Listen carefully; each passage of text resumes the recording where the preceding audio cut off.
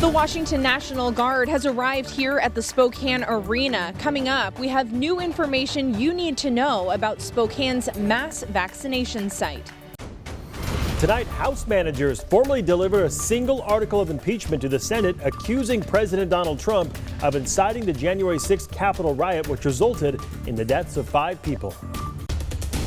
The light snowfall today making for very slippery driving conditions, and I'm tracking more wet weather on the way this week. I'll have your forecast next. Good evening and thank you for joining us for KREM 2 News at 5. I'm Mark Hanrahan. Welcome everyone. I'm Whitney Ward. Our top story tonight, the Spokane Arena is getting closer to opening as a mass vaccination site. That is happening this Wednesday. This morning, about 25 members of the Washington National Guard arrived right here in Spokane. They'll be helping with setup and operations at the vaccination site. KREM 2's Amanda Rowley joins us live from the arena tonight with the latest on the operations there. Amanda? Good evening. We are finally starting to see some movement here at the Spokane Arena in preparation for opening as the mass vaccination site on Wednesday. I do want to alert you that the vaccine has been delivered here to the arena today. Now, we've also seen the National Guard. They're here setting up, and we also saw them mapping out traffic flow here in the parking lot today. So here's what new information we tracked down today about the site. The Washington State Department of Health announced today it hopes to deliver enough vaccines to provide 500 vaccinations per day at all 4 sites. The Spokane Arena vaccination site is by appointment only, meaning those who qualify for the vaccine under Phase 1A and 1B Tier 1 must make an appointment. This includes people over the age of 65. You can sign up on the Chaz Health website once it goes live on Wednesday morning. We asked Chaz Health what accommodations patients can expect inside the arena. Its spokesperson confirmed with me there will be seating available at all stages of the vaccination process once they are inside. This includes a waiting area before they get vaccinated and seating for observation. Drive-through COVID-19 testing will continue at the arena at the same time as vaccinations. Now, the state's Department of Health website now lists information for all 4 vaccination sites in the state. And we noticed that some of the information for Spokane is different than all the other sites. For example, all the other sites like Wenatchee and Kennewick, they're administering the Pfizer vaccine, whereas Spokane is the only site offering the Moderna vaccine. Now, Spokane will be open 7 days a week, whereas all the other sites have limited hours like Thursday through Sunday or Tuesday through Friday. Now, Spokane is also opening Wednesday, whereas all the other sites are opening tomorrow. Another thing we noticed, Spokane right now listed on the website has the Chaz Health website for you to sign up for appointments once it goes live Wednesday morning. However, all the other sites have the Department of Health hotline for you to call. I want to be clear, that number right now is not a way to sign up for appointments. It's only for informational purposes. As for Chaz's website, Chaz and Spokane Regional Health Department did tell me they are currently working to put some sort of number out there for patients to call. Of course, we'll be keeping you updated on that. But at this point, only a website exists for the Spokane area. For all that information that we've been tracking down for you the last few days, text the word vaccine to the number 509-448-2000. Reporting from the Spokane Arena tonight, Amanda Rowley, KREM 2 News. Excellent information, Amanda. Thank you so much tonight. As of right now, that mass vaccination clinic in Spokane is only the Tier 1 of Phase 1B, which basically means anyone 65 and older. It also includes anyone who is 50 and older if they live in a multi-generational household. We should mention, though, the other tiers in Phase 1B, those are not eligible yet. Well, those will be coming at a later time. We'll let you know when that happens. So as Amanda just mentioned, the Spokane Arena is one of Washington's COVID-19 mass vaccination sites. The other 3 include Kennewick, Wenatchee, and Ridgefield in Southwest Washington. Those 3 cities will be distributing vaccines starting tomorrow. All 3 are offering the Pfizer vaccine. They will not be accepting walk-ins. You need to make a reservation first. To make an appointment, visit the DOH's website or call 1-800-525-0127 and press pound for assistance. That number is also on our website, which is krem.com. Washington State has rolled out a more robust version of an online tool that determines eligibility for the COVID-19 vaccine. It's called Phase Finder. We've talked about it here for about the last week. The survey now asks questions related to Phase 1B. Again, that's mostly dealing with seniors and people in high-risk settings. People can check boxes to indicate if they have cancer, diabetes, a heart condition, or maybe just a weakened immune system, or if they are an essential worker like an educator, grocery store employee, or work in public transit.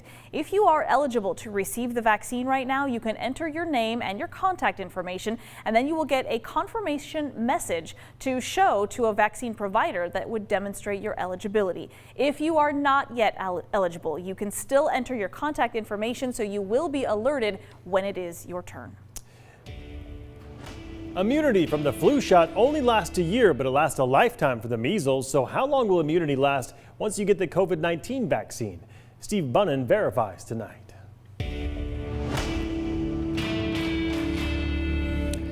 Immunity from the flu shot only lasts about a year, but it lasts a lifetime for the measles. So how long will immunity last once you get the COVID-19 vaccine?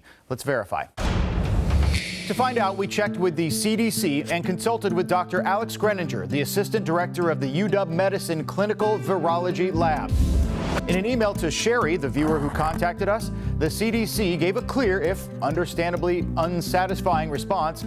Both this disease and the vaccine are new. We don't know how long protection lasts for those who are vaccinated. How long will these vaccines last? I mean, the tough thing here is longitudinal studies take time, right? These first vaccines, we got the RNA vaccines. This is the first time we've ever done RNA vaccines in people. So, I mean, that makes it harder to analogize. The CDC does conclude they wouldn't expect you to get reinfected within at least 3 months of getting your COVID vaccine. But beyond that, it's an educated guess. I know there's no set answer, but do you have a kind of a general guideline? We assume this sort of a timeline? The immunity from the vaccine will probably last in the order of years, depending on what happens with this virus from a mutational standpoint. Until scientists collect years of data, at this point, we can only verify immunity should last a few months, probably 6 months to a year, and hopefully a few years. But so far, we simply don't know for sure. With your Verify, I'm Steve Bunin. We want to take a quick pause just to talk about the weather because we are expecting more snow tomorrow through Wednesday. We're joining Tom Sherry now to see if we could actually see snow every day this week. What do you think? Well, I think we're going to see some rain and snow this week, but not every day. Although, my gosh, we got about an inch of snow today, and boy, the side roads are really slippery. Be careful if you have to be out and about tonight and even again tomorrow, although I think it'll be mostly dry on Tuesday. But those side roads, until they're treated, watch out.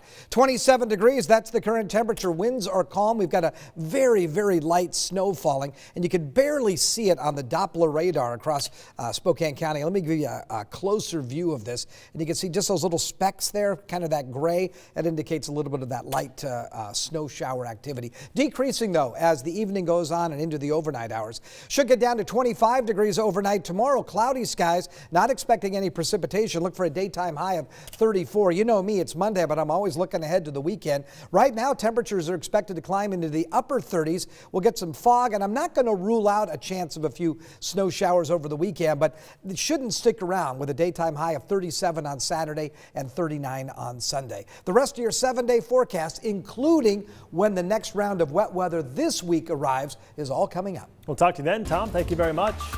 Now to tracking the coronavirus here in Spokane County. The Spokane Regional Health District reporting 63 new coronavirus cases today. That is the fewest number of cases reported in a single day since October. There were 6 new deaths today, bringing the total to 478. There are 105 people hospitalized in our local hospitals. Meantime, the Panhandle Health District reporting 258 new coronavirus cases today, which includes Saturday and Sunday. 3 new deaths were also reported, and currently 53 residents of Idaho's 5 northern counties are hospitalized. In Idaho, Governor Brad Little is now one of those 64,000 people in Idaho who have received their first dose of the COVID vaccine. The Idaho governor got his first dose at Primary Health in Meridian. He said that he hopes that by getting this vaccine, it will instill confidence in fellow Idahoans to make an appointment when they qualify. The governor received the Moderna version of the vaccine. We got some welcome news tonight for Washington State University students and families. WSU announced today it is preparing for in-person classes in the upcoming fall. The university released a statement saying, while details remain to be finalized, we are planning for a robust in-person student experience both inside and outside the classroom for fall 2021 and beyond. California is lifting statewide stay-at-home orders as the curve flattens in that state. Public health officials say the state will return to a system of county-by-county restrictions now. That decision was based on projections that the state says show improving ICU conditions, although officials have not disclosed the data behind those projections. The Senate portion of the impeachment proceedings against President Donald Trump have begun. Today, 9 House managers formally presented a single article of impeachment accusing President Trump of inciting the January 6th Capitol riot. 5 people died, including a Capitol police officer, as a result of the mob assault. This is the second time in nearly a year House impeachment managers marched across the Capitol and presented the article of impeachment against President Trump to the Senate. Senators will be sworn in as members of the impeachment court tomorrow, but the trial will not begin for another 2 weeks. U.S. Supreme Court Chief Justice John Roberts presided over President Trump's first impeachment trial. This time, sources tell CBS News the Senate President pro tem, Vermont Patrick Leahy, will preside over his second trial, now that Mr. Trump is out of office. I think the trial is stupid. I think it's counterproductive. We already have a flaming fire in this country, and it's like taking a bunch of gasoline and pouring it on top of the fire. The theory that the Senate can't try former officials would amount to a constitutional get-out-of-jail-free card for any president who commits an impeachable offense. So at least 17 Senate Republicans will have to join the Democrats in order to convict President Trump if passed. That Senate would hold a separate vote on whether to bar him from future public service. Well,